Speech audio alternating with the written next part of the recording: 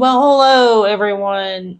I thought I would do another talkie video and just kind of update you on what's been going on with my life, guitar projects, stuff like that. Just like and subscribe, of course, and be on the lookout for what I've got coming.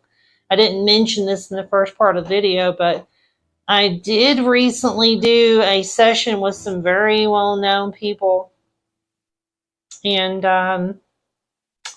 should have mentioned that in the first part of the video. And just maybe do some more explorative lead stuff, maybe, you know, just kind of explore some different ideas kind of nonchalantly here, you know. Maybe some two-handed style, I don't know. Whatever, we'll see how it goes. The intro part, I want to reiterate though real quickly. I might keep returning to that in the course of this video. I'm not sure quite yet. It is E flat minor, B major, D flat major, B flat minor. So kind of a nice little progression. I was actually playing around with it. This is something that I do repeatedly. I'll kind of start playing around with the progression, like initially, maybe like just to practice improv stuff over something that's kind of standard that I haven't done exactly before. And then it starts to like turn into something else. Like where I start practicing it like this.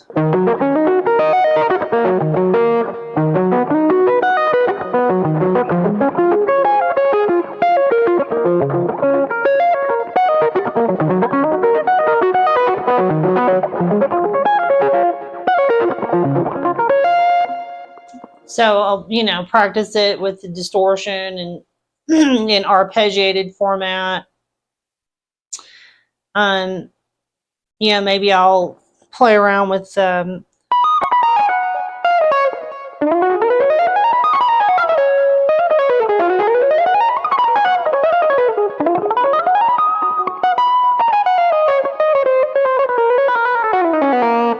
like right hand faster stuff, you know, way up here.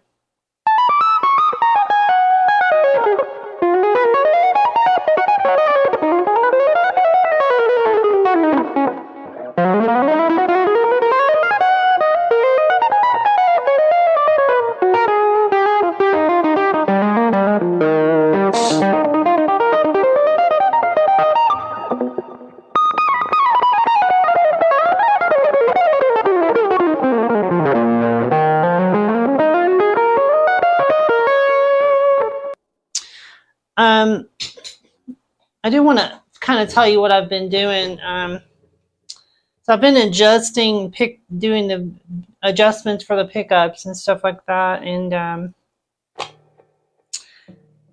as it turns out, anytime I'm using humbucker guitars from now on, I'm definitely going to adjust the pull pieces, because it just kind of takes the blockiness off and gives it like a more single coil like response. I guess because one of the coils is a little more close to the strings, you can kind of dial in a more hollowish kind of a response. And that makes a big difference. But I will say one of the coolest unintended consequences of having done that was actually, so as you know, when I used to play, you know, this telly a lot back here. Get out of the way. It's covered up by the chair, but you know what it looks like. It's green. So when I was using the regular single coil neck, I was able to hit between the fretboard and the pickup and then get like the 24th fret, like the high E, and then you could subsequently bend that up. Like, you know. I mean, now I can just use the 24th fret. But I will say that with this, I can do the same thing now with the pole pieces, only an even higher note, set of notes. So, like, here's an E, right? So I'm just going to go like E, F. So I can bend up to the F. So this is an F sharp with the pole piece as the fret, using the pole piece as the fret.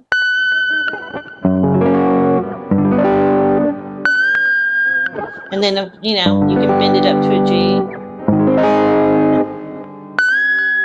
And then bend that up to an A flat. So now I've got all these extra frets that I can play around with occasionally. If I'm playing a tune and I hit one of those chords, you know, it's, I don't know what a good example is, something really simple.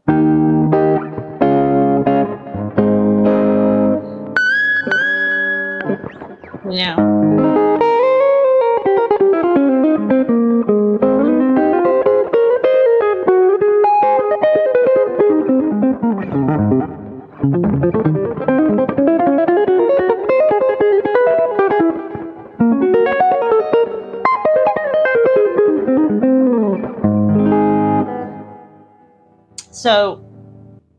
So there's that.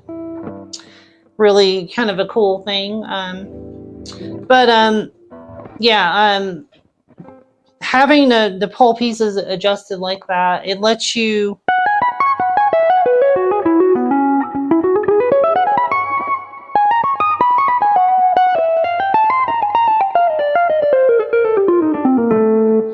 get a really articulate kind of a sound that's not as quite as bassy up here. And then on the lower strings, it kind of gets rid of some of the weird middle. So people kind of complained about this guitar, the pickups. I think particularly the neck pickup, about how that it's very mid-rangey. Sometimes it's like almost like you have a wah pedal. You know, halfway or something. So what I have discovered is that if you adjust this front coil a little bit and you know, move those pole pieces closer to the strings and then do your angle that I do and all that, it really gets rid of the weird mid-range.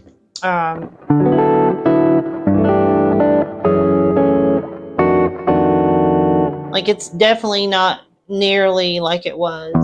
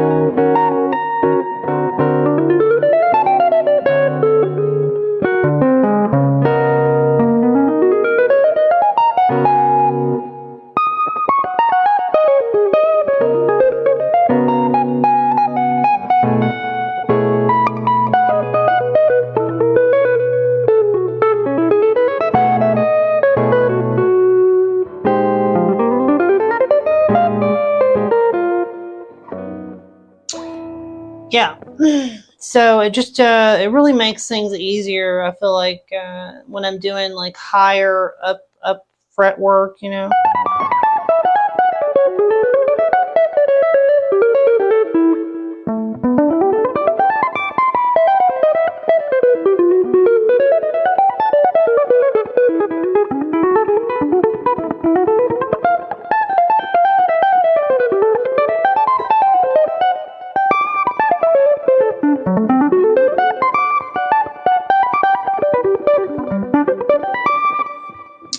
And really all you need is just to be able to push and hold down the string.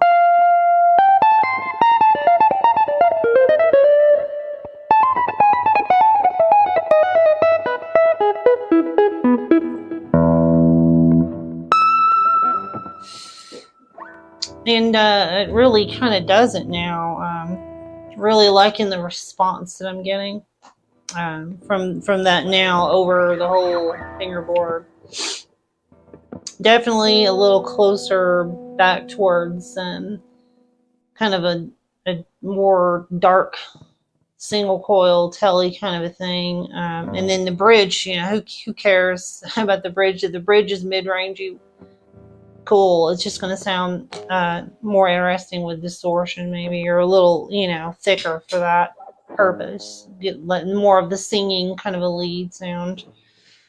Speaking of which, though, yeah, let's mess around with some lead ideas.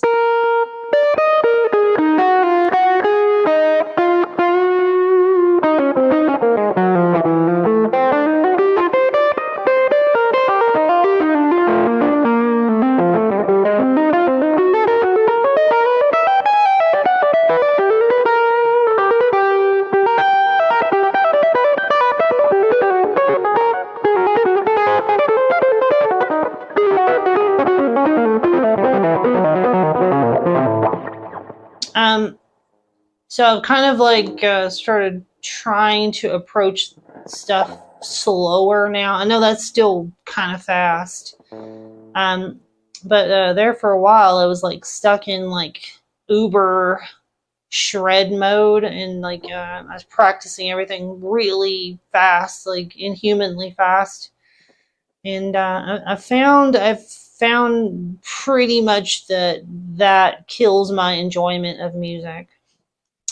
And occasionally I do this just to kind of, it's kind of hard to explain. It's like you're doing resistance training or something, like you're trying to really, you know, push yourself in the instrument, you know, but ultimately it just comes back to, let's focus on more reasonable stuff that's realistic and good tone, good feel, you know.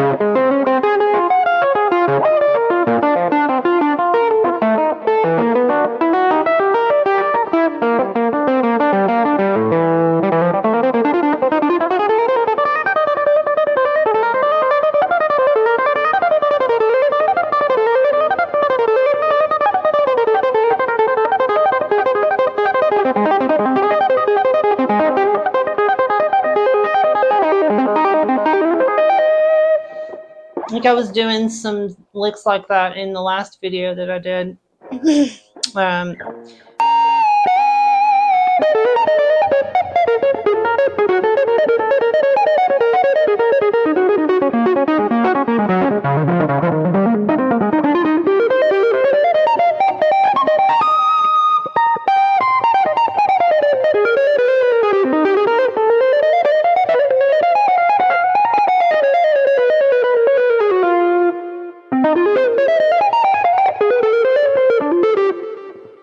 I kind of do that too when I'm up here. I'll like slip into the right hand and play stuff scalar up there, or bebop type stuff or whatever, just to keep my hands, you know. It's kind of weird. It's kind of, the more you do this right hand thing, it's kind of weird to have your left hand all the way up here, unless you're standing up and you're just, you know, playing lead for that length of time or that gig or whatever. But I was, experimenting with like the most efficient way to do stuff, like play a major scale way up here.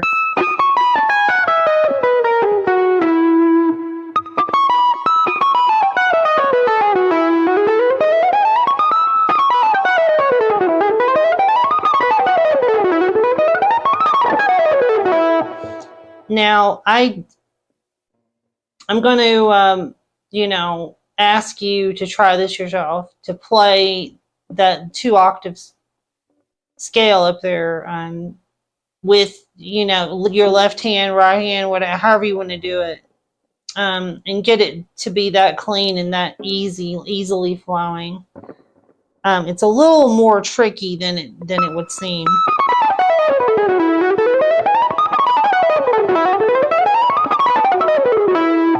It's really kind of tricky, actually, to get it that fluid. It's minor.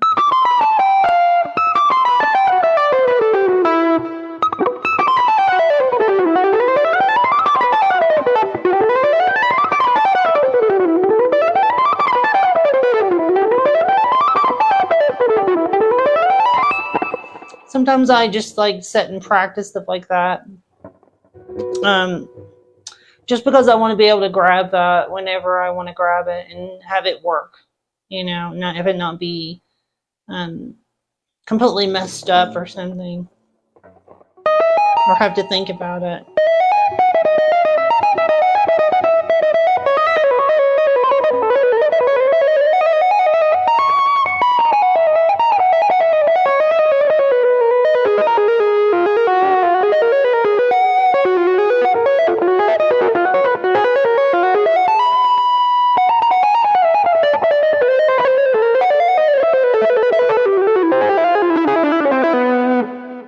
Or pull all the intervals out across the one or 2 strings, like that.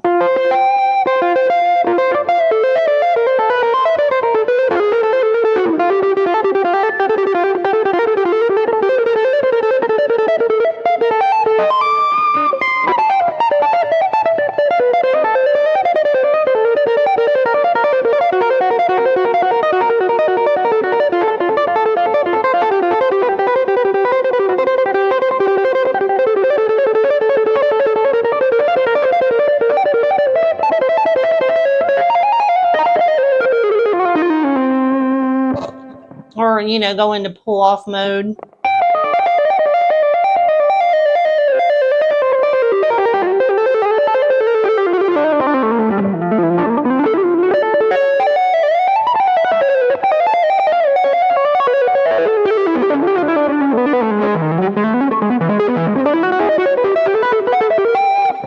See, some people have said, or like they won't even do the pull-offs because it's like Van Halen or whatever,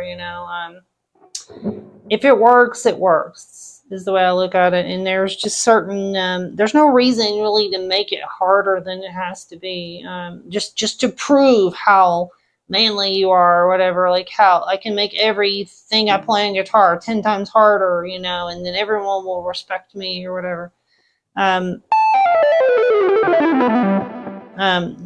I guess, maybe they will. Maybe they'll hate you.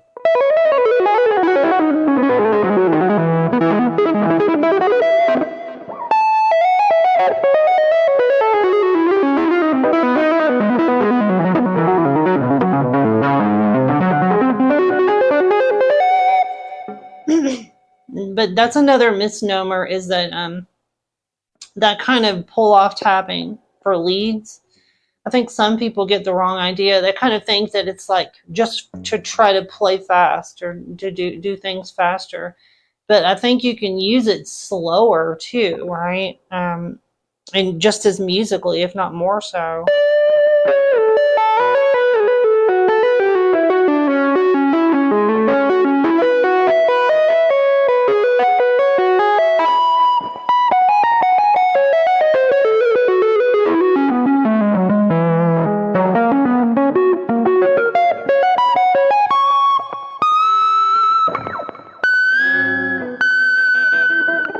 There's that high F sharp again.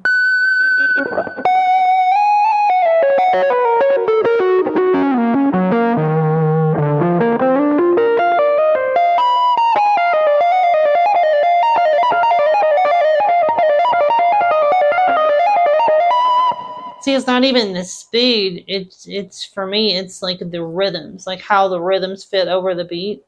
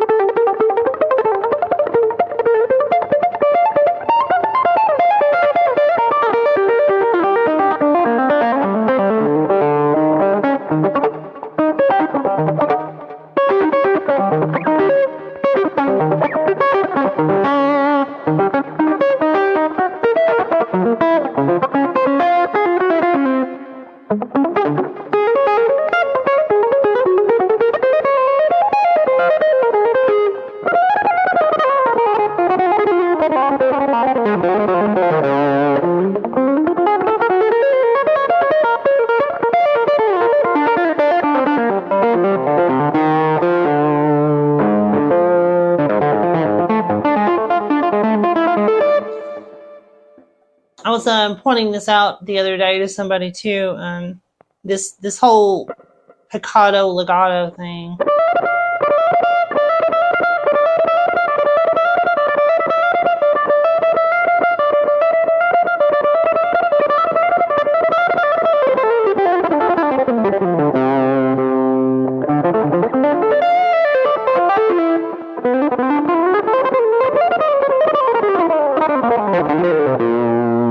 So that sounds super fast, but I think the trick to this is that I kind of intentionally play slower on the right hand than what I think I should, just a little bit, so that the two hands are more in sync with each other.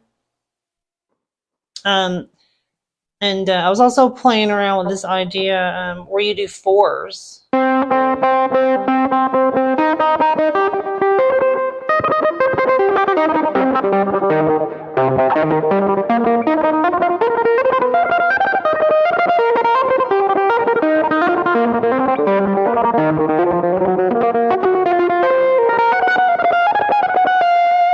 So it's just like you hammer the first note and then 1, 2, 3, 1, 2, 3, 1, 2, 3, or 2, 3, 4, 2, 3, 4, you know.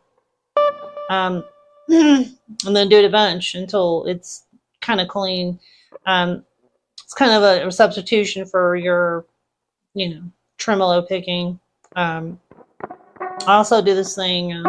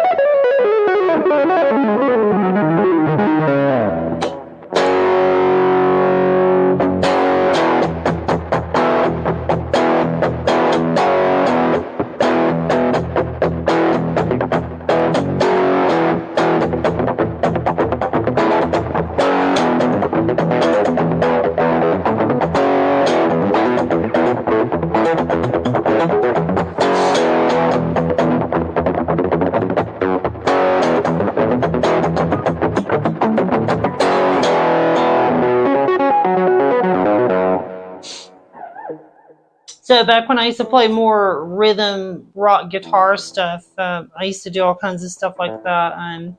Like instead of doing the right hand, you know,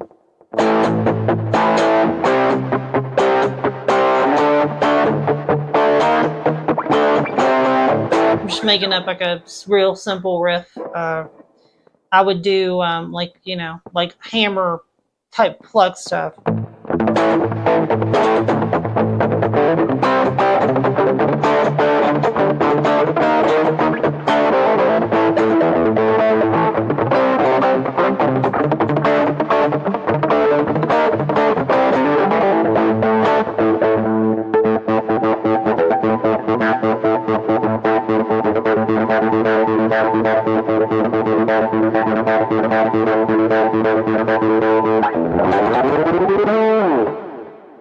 Anyway, kind of a little bonus thing there. It's probably enough. Let's see, how long have I been recording? No, I've been recording for like 30 minutes. It's probably long enough. Well, anyway, hope you've enjoyed this little delve. Be sure to like and subscribe, of course, and be on the lookout for what I've got coming. I didn't mention this in the first part of the video, but I did recently do a session with some very well-known people, and should have mentioned that in the first part of the video. So that album is going to be releasing sometime soon. I don't have any specifics. I don't even want to tell you who it is, but when you find out, you're going to be like, oh my God, that's so cool. I thought so too. But so be looking forward to that. I also did another recording project some number of months back for somebody up in Canada, and they're going to be releasing that album at any time. And I think he said the drummer for Plenty is going to be playing on that record. So there's that to be mindful of. And then also that other project that I gave you no details about, but it promised me it's really cool. But yeah, anyway, I hope you've enjoyed this, and you know, be sure to like and subscribe, and I'll see you on the next one.